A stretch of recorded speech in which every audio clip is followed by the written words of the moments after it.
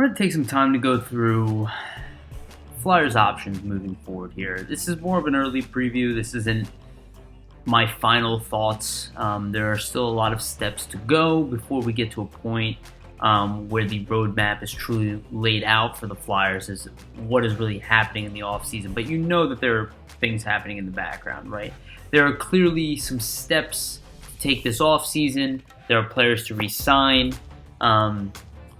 And overall, there are questions unanswered, right? We have players who were out this year for injuries. We have players severe injuries or just long duration.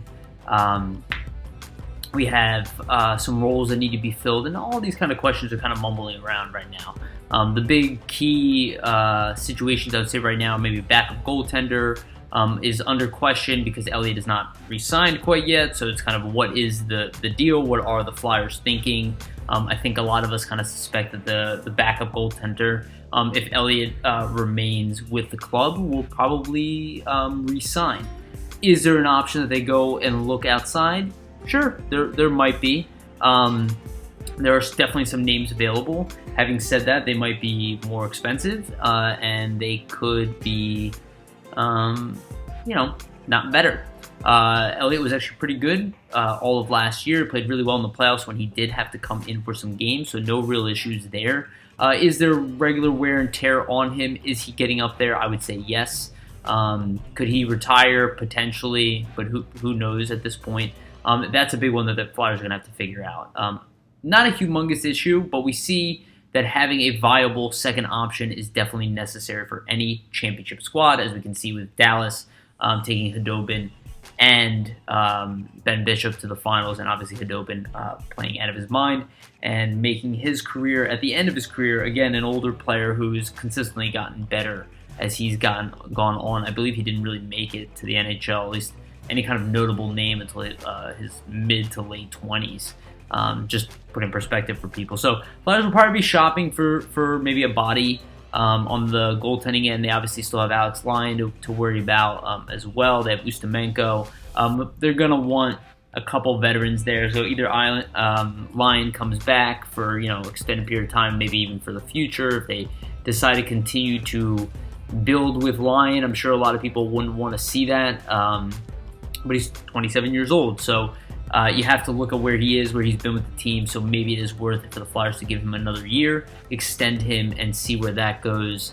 Maybe give him a year to try to figure it out, but they probably will lock that down as soon as possible. And Elliott at 35 is not an issue.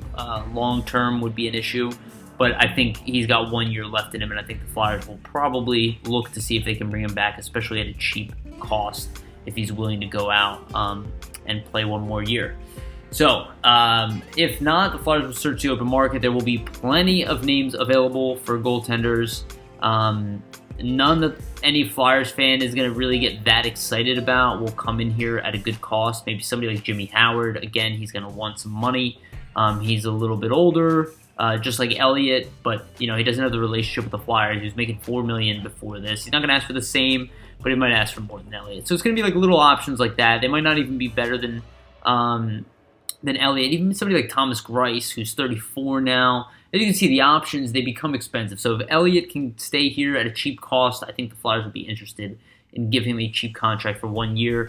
And if it's a big issue, try to add a goaltender, later on. I could be wrong about that one. It depends on who's available. But that might be kind of end of free agency type of solution, not at the beginning when they're kind of, competing with their competition. So go to the defense next. This is obviously kind of a big one. We have Braun, Myers, and Haig. They're kind of sitting there in the wings. Goes still with the team, obviously making a good-sized salary, but worth the money. If he can even get back to a 40-point pace, it's easily worth $4.5 million a year. Niskanen making just about under 6, and then Pro Rob obviously with his big contract under 7.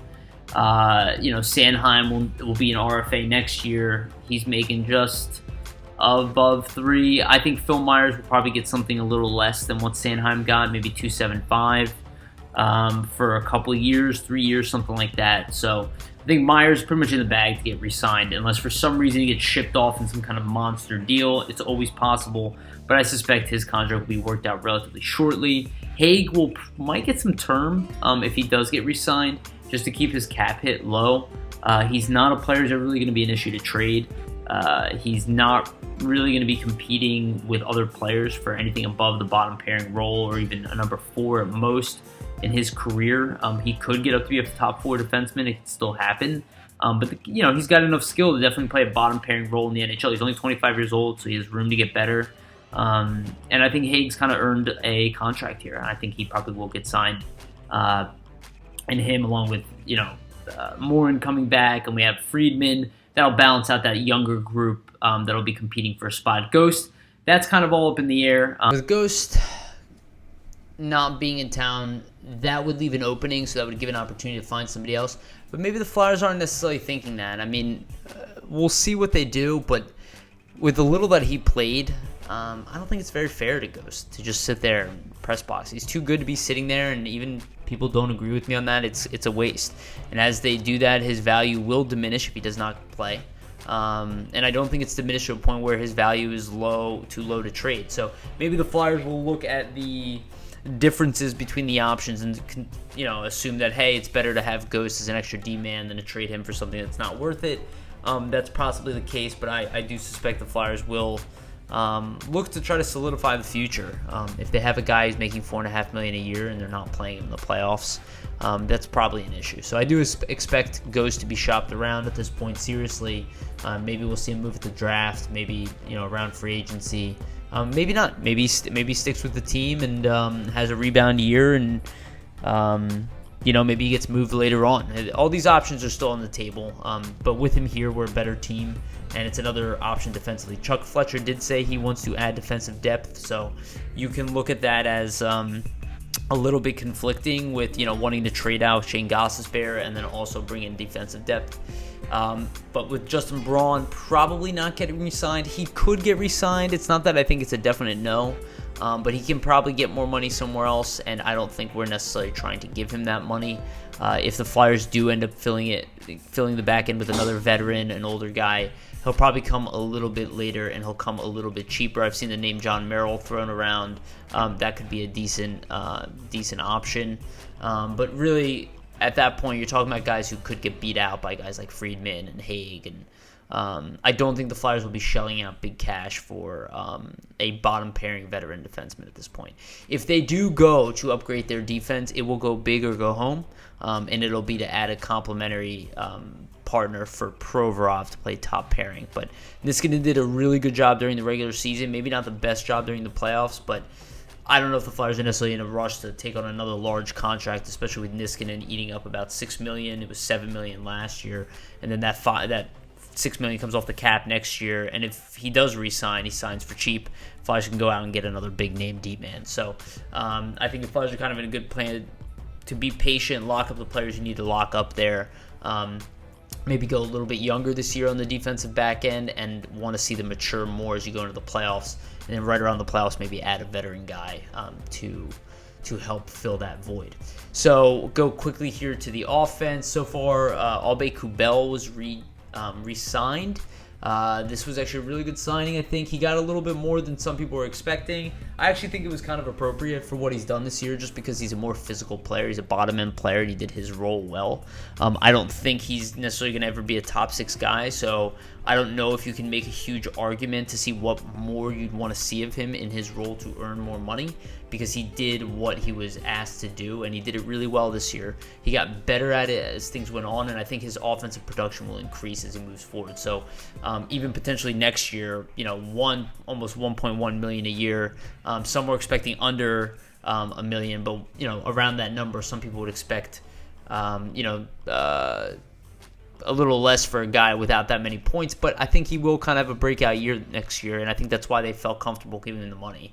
Because I think if he can put up 30 points a year, he's definitely a capable NHL player. And I think he is capable of putting up goals and assists in this league while playing maybe a third-line role in the NHL. So Aube-Kubel here to stay, and I think that was a good re-signing. The other three that are kind of up in the air, it's Nate Thompson, Derek Grant and Tyler Pitlick. So Nate Thompson, I think, actually did a serviceable job during the playoffs. I don't think there are any harsh feelings or anything like that. Potentially maybe an AHL deal, but I can't see him being re-signed by the Flyers. 35 years old, no real offensive production at this point. Can play a gritty role, but also can be replaced in the offseason with a better player. Derek Grant, I thought would be a guy who would get re-signed. I didn't love his game during the playoffs. Not the end-all, be-all, but didn't seem fast enough to play center here next year. And that's what really concerns me with Derek Grant. Not necessarily his abilities, but we need a center. We need a fourth-line center. In my opinion, that is the number one thing that the Flyers will look to add because it's easy. And it needs to be solidified. We can't be reaching into a grab bag of players. And if Nolan Patrick misses time, or if Frost is not ready, or Rubtsov, or Lashinsky, or any one of these guys, at the very least, you want to have a fourth-line player who's as good as maybe Brian Boyle, maybe somebody who does garner about $2 million a year. A guy who will contribute a little bit. And if he has to play third line, he can do it. But we do need to shore that up and make sure we're ready for the playoffs this upcoming year, because we can see how crucial those players will be. Speaking of which, Tyler Pitlick, who had a great playoffs, I think, in a lot of ways, great energy. I think he's earned a re-signing. However, I don't think he's going to get re-signed because for the sheer fact he is a right winger on this team, and we don't necessarily need that. I mean, we have considerable other options, and we have other holes. While he's good enough to be on this team, and I think we'll all miss him when he's gone, quite frankly, I don't think anybody's going to say, oh, thank God we lost Pitlick. I think we all want him, and probably will feel that at some points next year. I just don't know about the long-term viability. He's 28 years old. He's earned more than a one-year deal. Flyers can't necessarily afford to give him more than a one-year deal. If they can give him a couple years at a low cost, I think they would consider doing it. But again, without that fourth-line center position locked up, I mean, that's a hole. That's going to happen first, and I think Tyler Pitlick has played well enough that another team will probably come along and try to sign him. He has a third-line role in majority of the teams in this league, and I think he can get paid that way, which means he might get $2 million a year. And he's a player who's kind of deserved it. Former first-round pick. He's put up some good numbers. He has great energy. He's a great skater. He's got good physical strength. He's clearly good in the playoffs. I think the Flyers would like to keep him, but I don't know if that'll be in the cards, and I think they'll probably let him walk and try to figure other things out. So from a pure simplicity standpoint, we're going to go that route. If the Flyers want to go and make a big change offensively, I think they'll look to do it, but I don't think it's necessarily a top priority, and I don't think the Flyers are going to sell the farm on any one player. I think if you see a deal, it's probably going to be either a fair deal where the Flyers don't necessarily win the trade, but they get something really good back. They give something good back, but they get something good back in return. Or the Flyers win a trade. They're not in a position to they don't need to rush. You don't need to throw yourself into a corner. You don't need to take on a bad contract. You already have some, right? And I think the key one that sticks out to everybody is JVR. And JVR's contract really is about effort, right? Because he got benched because of effort. I mean, he's better than he played. In the second half, he played really well. He is still a good regular season player. He's probably still going to give you 20 to 25 goals a year. He's probably going to do that again next year, 50 points. He's going to earn majority of that contract. It's just, do the Flyers want to hang on to that? Is that the type of player they really want? I think they are looking to move him out, but I don't think it's easy, and I don't think they're necessarily going to move him out at all costs. So if there's a better option, they'll look for it. If there isn't, I think they'll ride it out and see what happens. They still have next year. They have they can expose him in expansion. It's not the end of the world with JVR or anything like that, but I think they want to see more out of him, and I think that'll be an off-season conversation, and, maybe he rebounds next year, and we're not so excited to get rid of him. Either way, I think people want to add a little more muscle up front. Physicality was an issue in the playoffs. I think the Flyers will look to do that. Again, more of the bottom-end guys that will be coming. I doubt they're going to be adding any top-end, big, strong guys like Tom Wilson. That would be very expensive to bring guys like that over. They're pretty rare. Again, JVR, if he was a little more tenacious, would be that guy, but that's not his personality. So, Flyers have a very deep team, and with Nolan Patrick in the mix, hopefully this upcoming season, that is a huge difference. That is a epic change from what we had now on third line, and it changed the whole dynamic of the team. And if he was available, this team probably would have made it past the Islanders regardless of how they played, because just the amount of talent, it would have just been too much. We had Lindblom at 50%. We don't have Patrick, right? But these are all shoulda, woulda, couldas. So you got to plan for this stuff ahead. The Flyers have young players behind that. So again, add another bottom 6 center to help shore that up. So if a young kid has to come in, maybe you can at least play him at 4th line rather than 3rd line. You just want people to take the pressure off, or you slide Scott Laughton back in. But I think the Flyers will have to make some moves, and an idea that I threw around earlier, if they want to make a big move. I heard Oliver Ekman-Larsson's name available. I know Arizona is kind of losing their mind and deciding to trade good players. If that is actually the case, and if in any world that is possible, just some options throwing out there, like, you could package Ghost, Laughton, and that first-round pick you have this year for somebody like Oliver Ekman-Larsson. It's a pretty large return. It gives them the defenseman back who can go on the power play. Laughton is a guy who obviously can play all throughout your lineup. Definitely would fit in with Rick Tockett's system. Is physical, is fast, can play center. He's a good player. And then a first-round pick, obviously on top of that, to compensate for maybe any loss with Ghost performance, and give the opportunity to draft another defenseman to kind of compensate. But that would be to take on that salary, give salary back. I don't think the Flyers are jumping at those type of trades. I don't think Laughton is somebody necessarily we're excited to get rid of. And I think if we were excited to get rid of a first-round pick, they would have gone in the offseason. I think the Flyers have some draft plans here, and maybe look for more plans to move up, and maybe more just prepare that cap for the stagnation and for the expansion, and then know that you're about to compete for 5 to 10 years. And that it's not just 1 year, and that you can't think that way. Even if you want to, even if you're tempted to, we really can't. We have to rely on our internal depth, even being in a position of being a really good team. There will be times to make those end-all, be-all moves. They will come up, and if one comes up here, I'm sure Fletcher will jump on it, because we're actually in a position to compete now on a regular basis. But there are questions, there are cap complications, and you don't want to ruin... you don't want to miss out on more talent later because you think you need that slight little edge in the offseason. Trust in your team. Trust in the fact that they were one of the best teams in the league this year. And while it didn't show in the playoffs, it didn't show for a few teams in the playoffs. And a lot of teams that are capable of winning the Stanley Cup didn't make it.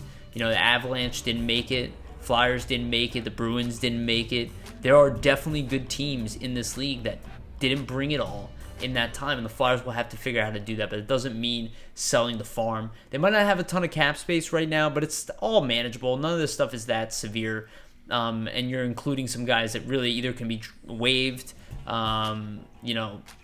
traded relatively easy. A guy like Ghost would be easy trade. It's just, do you want to lose that trade? I don't think anybody's interested in losing a trade. So again, the Flyers will look to make all of these type of various decisions over the next few weeks. We'll have more updates on them, but the draft would be a big indication of what the Flyers do. For now, you'll see mostly just contract negotiations, but I do think that there is some appetite to maybe move Shane Gostisbehere at the draft. He just seems like that type of guy. He's a guy you can still build around, and if you really like his history as a player, you might bite on that. If you have a power play problem, you have a problem with lacking an offensive power play guy, or just an offensive defenseman, which a lot of teams do lack, and there are teams out there that lack a lot of stuff. And then there's obviously situations where you're trying to shed salary, you can package them up. I don't think I'm excited for that. I don't want to see Ghost go, I'll be honest. I really like him, but I also don't like seeing him in the press box, and I would rather see him succeed somewhere else than just create a problem with our fans and media and locker room issues here. And I think the ownership feels the same way. So look out for that. The Flyers will have probably a good amount of changes coming, but they're going to be a little different than we all suspect. Look out for guys like German Ruptov to start making a name for himself. He's of age, and he's having a lot of success in the KHL. Tanner Lashinsky's about to get a chance. There's guys Wade Allison, Linus Sandin. There are guys who are in the mix right now who are going to get a shot to compete for a spot. Doesn't mean they're going to make the team out of camp, but there's enough guys in that bottom 6 to really intrigue everybody, and there's a lot of guys on the Phantoms this year who might take a jump as well. We haven't seen them play in a good amount of time. Some of them are going to come back bigger, stronger, faster, and hungrier. So always be open to that, and we'll be back with more content in the future.